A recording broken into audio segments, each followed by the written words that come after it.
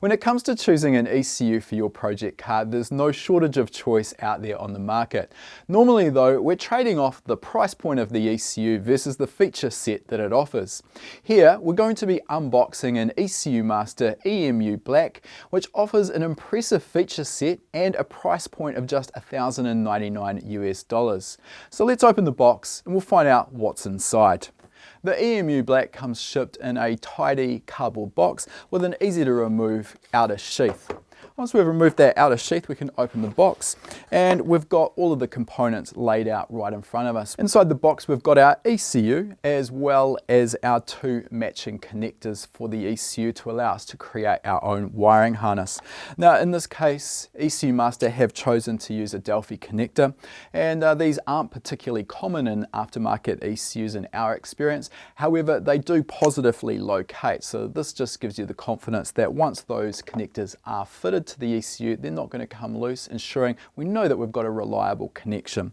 Let's remove the ECU and our connectors here. And we'll see that these were located in a nicely molded plastic tray, and this just ensures that none of those components are going to move around in transport, making sure that when you receive your ECU, it is in perfect condition. Let's remove that plastic tray though, and we'll see what else we've got in the box. With our plastic tray out of the way, we've got a USB cable that's going to be used to program the ECU. This is going to be the interface between the ECU and our laptop.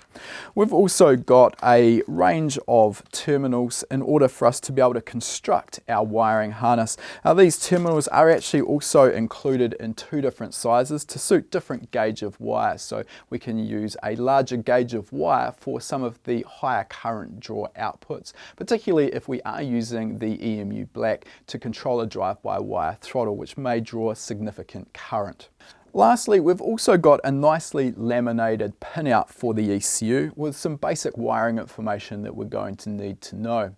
Now, if you've followed any of our other unboxing videos, you'll know that Zach is a big fan of printed instructions being supplied with any product. Most often we find these days that manufacturers simply provide this information online, and while that's a great resource, I do have to agree with Zach. It is nice to have a physical piece of documentation there with the ECU for times when perhaps your laptop goes flat. This is also laminated, so it's unlikely to get damaged if we end up spilling our coffee or a drink on it. So with everything out of the box, let's jump in and have a better look at this ECU. One of the first things that strikes you with the EMU Black is just how physically small this ECU is. It is a tiny package. Now, don't let that put you off though. Ecumaster have still managed to pack a surprising number of features into this tiny little ECU. Now, the casing on it is CNC machined aluminium, and it's also been anodized black. So this gives it a nice high quality finish, and it also makes it nice and robust. Now if we turn the ECU over, we can see we have our two matching connectors. We've also got a vacuum port, and this is for the onboard 4-bar map sensor. So again, this brings the cost or price point of the ECU down. Unless you're planning on running in excess of 3 bar of positive boost pressure, the onboard map sensor is going to be more than adequate. We've also got the USB connection port, so this is where we're going to be connecting the USB cable up so we can communicate to our laptop. Now, attractive packaging and a CNC machined enclosure are all well and good, but obviously what we're most interested in is what can the EMU Black do? We'll start with the fuel and ignition control, and here we've got 8 injector drives and 6 ignition drives. Now, while the ECU can control piston engines up to 12 cylinders or also control rotary engines, the number of injector and ignition drives will define exactly how we can control the engine.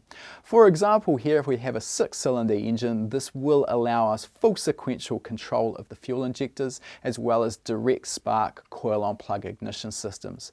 Once we step above this though, if for example we have an 8-cylinder engine, we're still going to be able to provide full sequential injector control, but we will be required to run waste spark ignition. In terms of the fuel control, we do also have the ability to run staged injection depending on the application.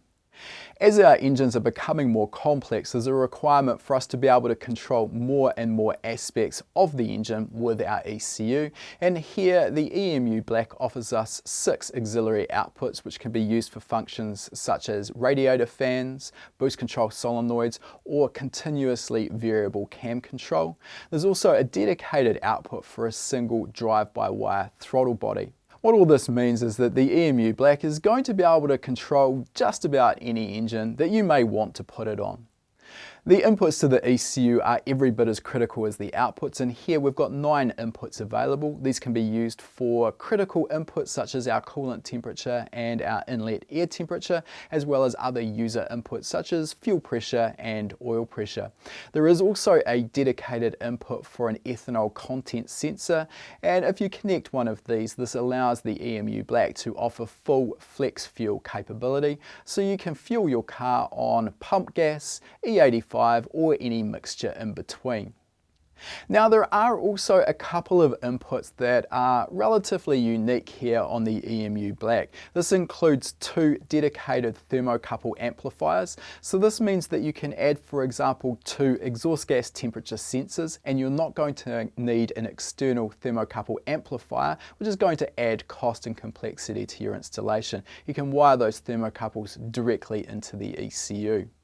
There is also a built-in wideband controller on the EMU Black, so this allows you to directly wire up either a Bosch LSU 4.2 or 4.9 lambda sensor. The ECU can directly control the heater circuit in the lambda sensor, and we've got direct onboard lambda readings coming into the ECU. This helps speed up the tuning process, but it also allows the ECU to run complete closed-loop fuel control if you want.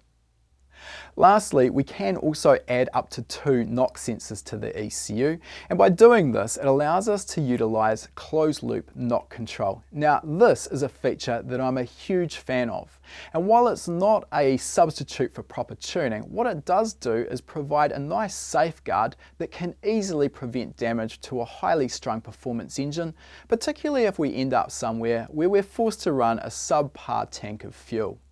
Now, the knock control strategy in the ECU provides a huge amount of flexibility to the tuner. We can select the frequency where knock is occurring, as well as the background noise level, which should help the ECU more accurately detect knock while ignoring normal mechanical background noise. Now, as well as the typical functions that we've talked about already, the EMU Black also offers some relatively advanced motorsport functions which are quite rare at this kind of price point. These include a fully configurable traction control strategy which can be adjusted by the driver on the fly via a multi-position switch. There's also anti-lag for rally use, as well as rolling anti-lag or rolling launch control. There's also the ability for the ECU to control a sequential gearbox with a gear change ignition cut. In this case, the EMU Black does only offer a timed cut though, so this isn't full closed loop control. If you're running a sequential gearbox, you can also take advantage of a drive-by-wire throttle body to provide automatic blipping of the throttle to match revs on the downshift. While there's a lot of features packed into this ECU, there are a couple that I just wanted to focus on that I personally find really handy when I'm tuning. One of these is the built-in trigger scope, and while that's definitely not cutting edge, it's provided by a lot of ECU manufacturers these days. It does make it really quick and easy for us to diagnose trigger problems when we're tuning a car. This essentially provides us with a built-in oscilloscope right there in the laptop tuning software, and we can see the inputs from all of the trigger sensors and figure out quickly what's going wrong. The other feature I wanted to touch on is the CAN capability of the ECU, and this allows all of the information being received by the ECU to be transmitted out via a simple 2-wire bus. Because CAN is a universal protocol, this also opens the ECU up to compatibility with other manufacturers' products.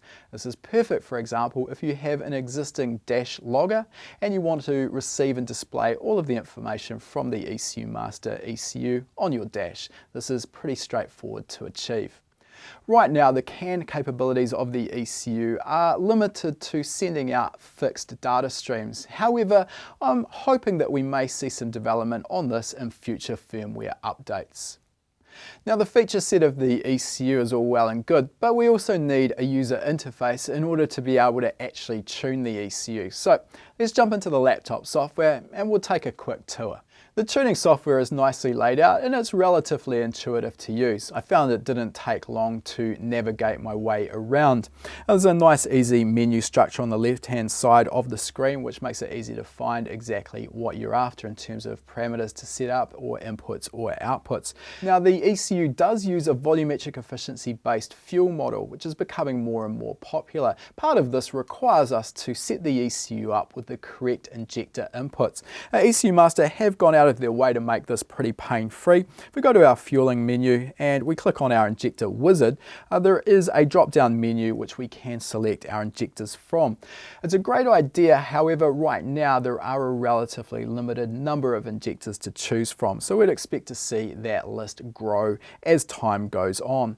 Not to worry though, if your injector isn't in that drop-down list, you can manually enter all of the information from your injector manufacturer's details.